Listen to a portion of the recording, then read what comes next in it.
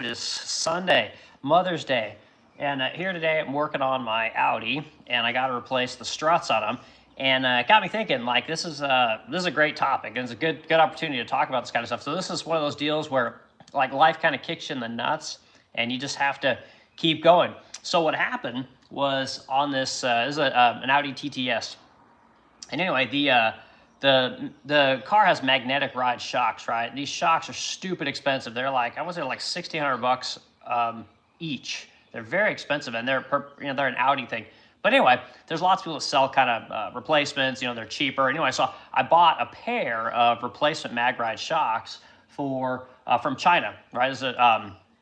They're called like Aerosus or something like that. Anyway, point is that I bought them, and I took the time to tear the entire suspension apart, right? So I mean, you got to pull the wheel, you got to pull the brakes, you got to pull the calipers, you got to pull all of the sensors, you got to pull the tie rods, you got to pull everything, sway bars, all the stuff has to come off in order to pull the strut itself out of the car, right?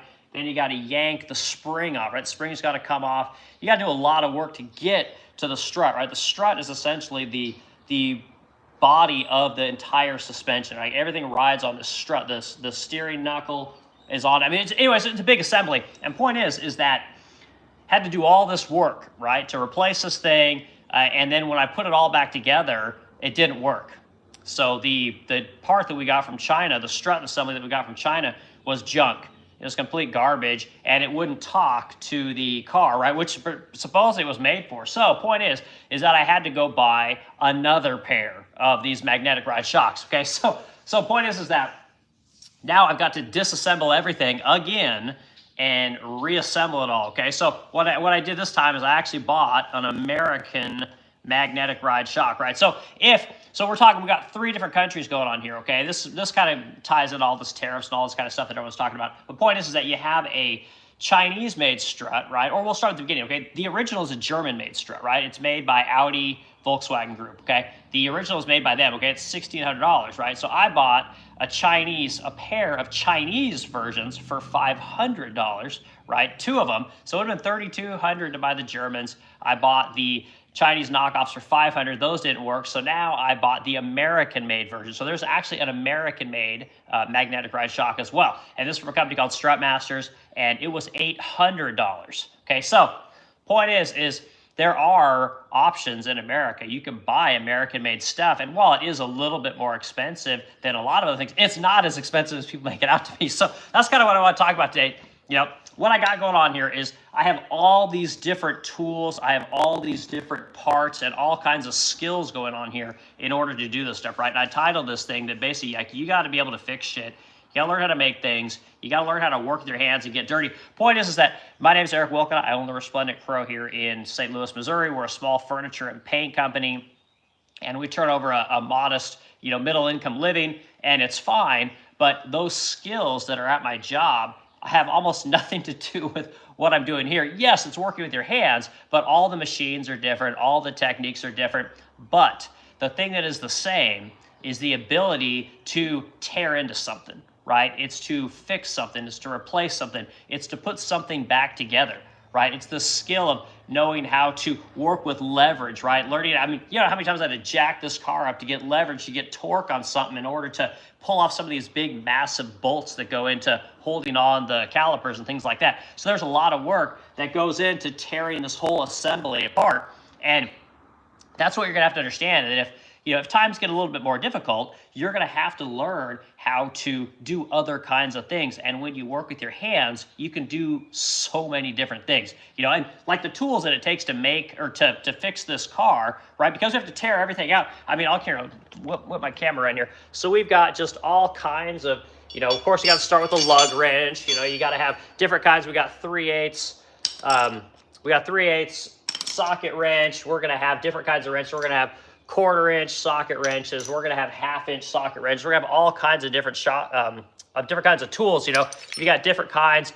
Not everything's an American style. Oh God, I can't remember what the hell we even called these things. But basically, these are 5-point, right? These are star point bits. You're going to have all these different kinds of Allen wrenches. That's what they're called. We've got the traditional Allen wrenches, but there's a whole bunch of different tools and things that you have to learn how to use in order to make this thing work. So when you get into the job market, it's really important that kind of what you do during your day-to-day has some kind of value when you come home. And this is one of the things that I see today is that we've taken everybody, we've given them a hyper specialized skill, which is worth something to somebody else. But when you come home, that skill's not worth very much, right? So it's important that we kind of learn to do things in our regular jobs that provide value at home. Learning to work on your home means you don't have to pay somebody else. And we've kind of convinced everybody that, you don't have to do anything. I was told by someone a few years back that, that people need to do what they're good at, and we need to pay people to do what they're good at. And when that person said that to me, like, I didn't really give it much thought, but I think about it now.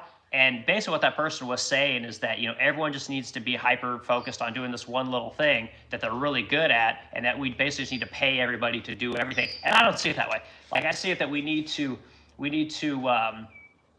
be able to do stuff at work, but then do that same thing at home, because it's going to make your life easier, right? As times get a little more difficult, it's going to be a lot better. And that money that you save by doing stuff at home, you can kind of keep in your home, right? And you learn the skill of working on an automobile, of making a piece of furniture, of fixing a door in a house. All these skills are like super freaking valuable.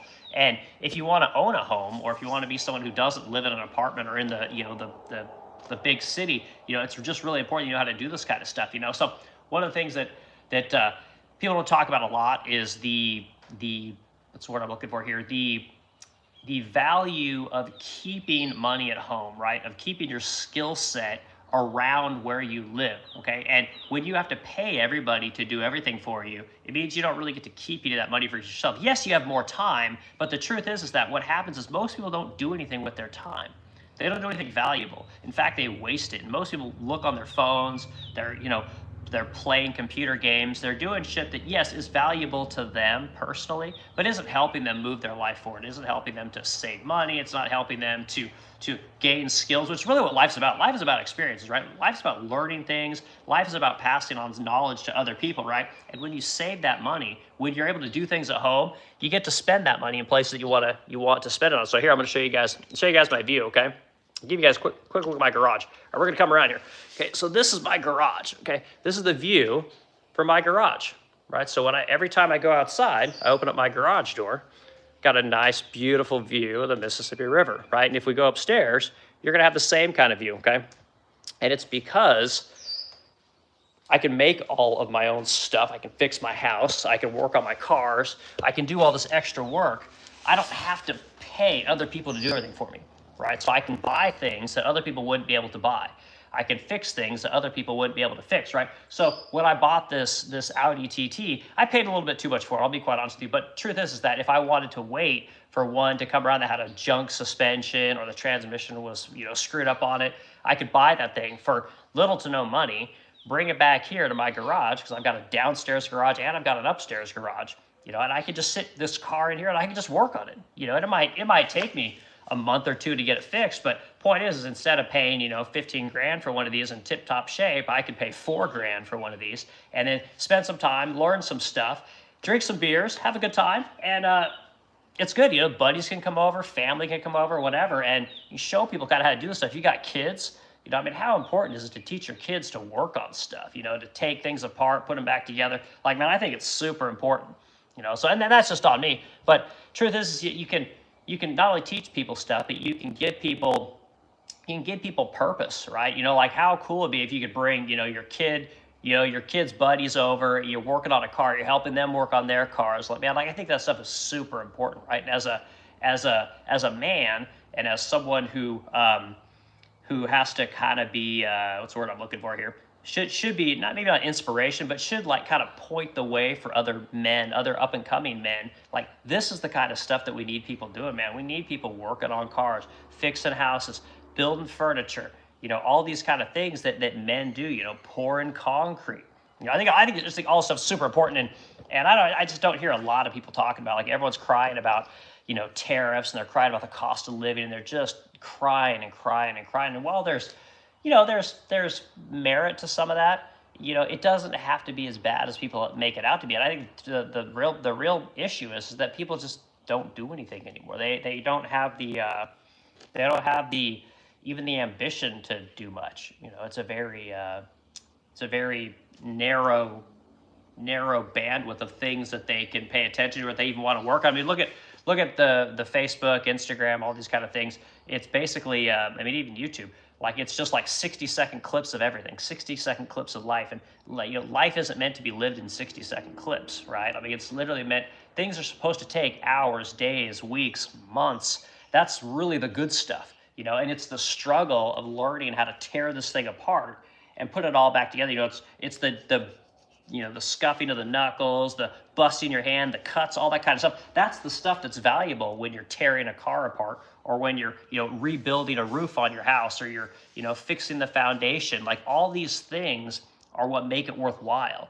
And it's almost like we'd rather watch somebody else do it or we'd rather somebody else do all that stuff and then just give it back to us and be done with it. And that's kind of what's missing, right? That's the sauce to life. The sauce isn't just, playing video games and watching movies and watching everybody else do stuff, right? And laughing at it. Like there seems to be this like epidemic of funny clips. Like everybody wants to watch everybody do something funny. It's like we all just want to be entertained, and it's not a lot of people are taking the time to do this kind of stuff because it's not sexy, right? It's just like, this is the stuff that makes life great, I think, and I mean, how great is it to sit out in your garage, listen to music, maybe talk on YouTube for 15, 20 minutes, drink some beers and look outside. It's beautiful out.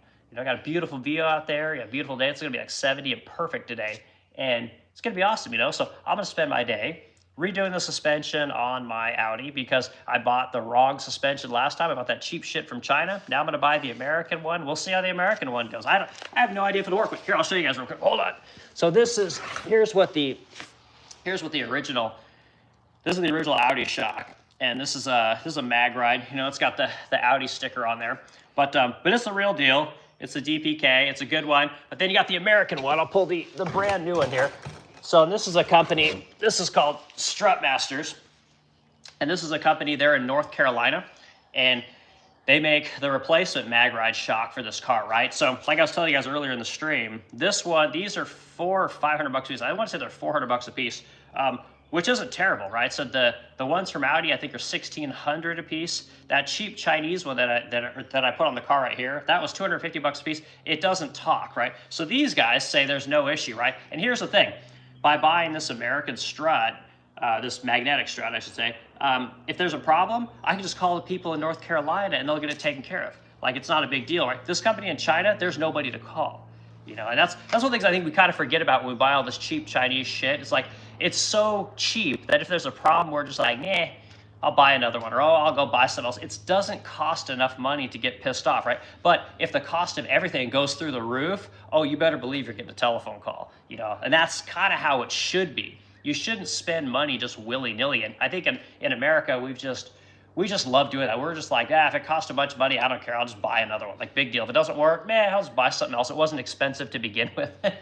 And so we're kind of relegated to the cheapest, most garbage stuff. And it's whoever has the best quality garbage gets the business, right? It's not who has the best quality product. It's who has the best quality garbage. And that's kind of, it's like that race to the bottom that I'm always talking about. So anyway, I'm going to put this thing on today. I got to tear this thing all apart. Like I said, this thing's a pain in the butt. You got to yank the whole, there's basically like a hub knuckle behind this that the strut kind of sets into. You got to yank all that stuff out. Then you got to separate the strut from the knuckle.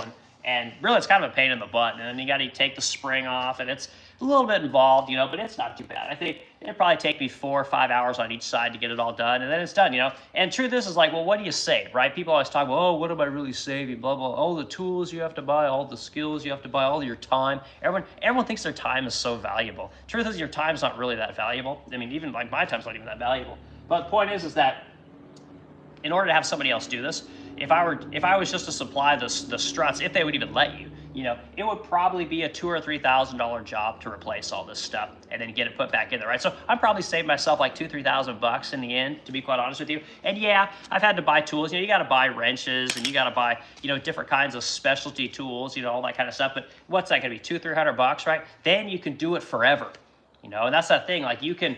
Now, if something goes goofy on my car, right, because I've worked on so many cars over the years, this goes for everyone here. Like, once you've worked on stuff for a long enough time, you can hear things. Like, you'll start hearing stuff in your car, and you'll be like, oh, my ball joint's going bad. If your vibration gets a little bit goofy, you're like, oh, man, I may have forgot to, torque this bolt, or, I know what this is. And over the years, as you get older, you just learn this stuff, and this is how it goes. And I don't think we do that anymore. We don't put enough emphasis on doing the work and learning how to fix things. Like, a lot of people don't even know how to jack up a car. Like, how many times have you seen somebody on the side of the road and they're waiting for AAA to come, right? Like, we have a Tesla, and truth is that Tesla, if it breaks down, we just call Tesla. We don't even call AAA. We call Tesla. They send a flatbed out. They don't even fix tires anymore. They literally load the car up and they take the car to Tesla, fix it, and then you come pick it back up. It's a really, the world's changing, and I'm not going to change with it. I'm going to be like my dad. I'm going to be this old school guy, and I'm just going to constantly rail against, technology and innovation. And it's because we need to continue to learn this stuff. We got to pass this stuff along to our kids and the people that come after us, because if we don't do it, it's all going to go away, guys. Like, it really will. You'll all be, Ubering everywhere. No one will even own cars. We'll all just live in pods, basically, and you're not going to have like that view I just showed you. Like, no one's going to be able to afford that view anymore. It won't go. It'll only go to the people that can afford to live, in a place like this. That's all it'll go to. I mean, no one will know how to fix anything, so it'll only go to the people that can tear the houses down, rebuild them exactly the way that they want them, because no one's going to know how to do anything. So that's just kind of how I see it. I don't know if that's how it's going to be, but that's kind of my opinion. And I figured, I'd spend a little bit of time this morning kind of talking about it. So, hit the like button, guys. Add to the discussion. And, I do these talks. I try to do a talk once a day, just kind of about making things, about the business of furniture making, about working with your hands. I talk about the just running a company as kind of a normie. Said guy never graduated high school, figured out how to do it. I met a good woman, and life's been okay, but it's a lot of work. And it's stuff like this that is why I can afford to live where I live, right? Like, I don't have to pay somebody to do everything, And funny thing, so this Audi, hilariously, I guess I didn't tell you guys this. I actually tried to pay somebody to fix this, right? I sent it to an Audi shop who they claim to be an Audi shop, right? I did a Google search here in Alton, Illinois, and I did a search for Audi mechanic near me, and these people showed up. And on their website, it actually said that they work on Audis, right? And I took this over to them, and they didn't want to fix it. Like, they didn't want to deal with it. I don't know if they just didn't want to order in the shocks. They kept telling me that they were ordering the shocks, when truth is they were ordering in shocks for an Audi TT, which is very different than an Audi TTS, right? The TT has basically the what you call like monotube suspension, whereas this one has the magnetic ride suspension. It's very different. And anyone that was a legit mechanic would know this kind of thing. I mean, I'm a dumb furniture maker, for Christ's sakes, and I know what the hell the difference is. These guys had no idea. So they just kept telling me that they ordered the wrong part. And then they said that they told me one time that they were checking to make sure the pin on the bottom of the strut matched the pin that was on the car. And it was just like, what the hell are you people doing? These are the kind of experts that we're dealing with today. Like, people are full of shit. Like, they don't treat their customers right. They lie, they mislead, they kind of act obtuse. They do these things that are just ridiculous. And like that auto shop is probably not going to be in business for very long. At least I hope they're not, because they don't know what they're talking about. They don't know what they're doing. And these are experts, right? These are the ASC certified mechanics. Meanwhile, dumb Eric is going to fix the suspension on his car because he actually knows what he's talking about, which is ridiculous. I don't even do this kind of stuff full time. So anyway, okay, who do we got? Glamour66, hi, okay.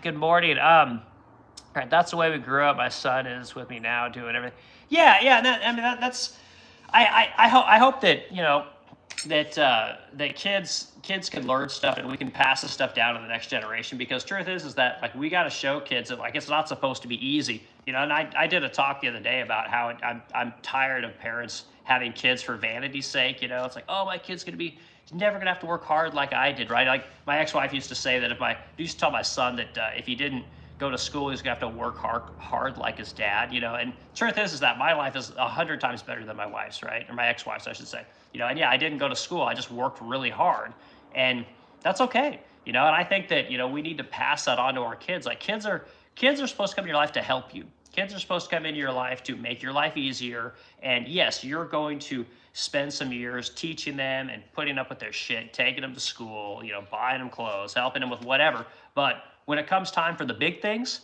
they need to understand how that shit works, right? So when you talk about buying phones, a lot of us we just get phones for our kids. We just buy them and whatever. And I made the mistake here last Christmas of doing the same thing. My ex-wife told me that, oh, our son needs a new phone. Can you get him a new phone? It's like, well, yeah. And I just said, yeah, I'll just get him a new phone. Like, whatever. I'm looking at phones, and I just bought one, an iPhone off Amazon. It was $750. And I just bought it and sent it to him, because I didn't want to deal with it, And truth is, man, that was a huge mistake. Like, I should have told that kid, you get your ass up here and you're going to go to work, and you're going to work for a couple of weeks and you're going to pay for this phone, and then you can have the phone, or give him the phone, but make him do the work. And I didn't, and that's on me, But truth is that when we're buying cars and stuff for kids, this idea that we just go buy a car for them and that's just the end of it, like, no, we got to stop that stuff. We've got to stop it. Like, kids today need to understand that money does not grow on trees. Like, just because you can buy cheap shit from China doesn't mean that we get to buy cheap shit here in America. Like, there's value in having to pay for something. There's value in having to work for something, even if you have to work extra hard for it. Like, there's nothing wrong with that. I remember my dad bought me my first car. It was an old piece of crap Subaru, and it had a head gasket leak, right? So we had to go in and we had to replace the head gasket. And so Dad showed me, how to take the head off and all that kind of stuff. And we, replaced the cylinder, we got it machined, and we put new bolts in, and then we torqued it all down, and the thing ran great. But the point is that he said that if I want this car, I think we paid like $500 for it. It wasn't very expensive. This would have been back in, God, I don't know, like the late 90s, I think, mid to late 90s. And anyway, we fixed it up, and I drove that thing for a long time. And that's good. And I've never forgotten about it. And it was a stick shift, and I had to, learn how to drive stick. And honestly, my dad showed me how the clutch worked, showed me how the shifter worked. And then he sent me down I-5 back to my home in Corvallis, because my dad lived in Portland. I lived in Corvallis. And that's it. And I had no cell phone. It wasn't Dad driving with me all the way down to Corvallis to make sure I got it. It was just like, there you go. Car's fixed. Showed me how to do the transmission, made sure I knew how to drive it, and then he sent me on my way, and we don't do that today, right? We just and people don't even drive stick anymore, right? Everything's automatic, which is a whole other discussion, fixing an automatic transmission versus fixing a manual transmission, there's a lot of differences there, So anyway, I don't know if this is a good topic for people. Like I said, I just figured I do these talks and I talk about life and I just kind of interact with people when they come in and talk about whatever it is that we're talking about today. So anyway, it's Mother's Day. I hope everyone has all the moms have a good Mother's Day, and hopefully all the sons call their moms and the daughters call their moms and have something good to say to them. And I got to call mine because she lives in Kansas. I live here in Missouri. So I'll call her today, and hopefully everything's going well. But the bulk of the day is going to be fixing the suspension on this thing. So I'll have to pull off all the tie rods, all the ball joints, all that stuff's got to come out. We'll pull the strut out. We'll disassemble the strut. We'll put that all back together with our new magnetic ride strut, and we'll slap this thing back in there and put it all back in there and hope to hell that it works this time. Because when I bought that Chinese strut, it didn't work at all. So all that time was wasted. But fortunately, now I know how to do it, and hopefully it'll take me half as much time. So that's kind of the goal. So hope everyone has a great Mother's Day and a good weekend. Enjoy the nice weather, and we'll yak y'all later.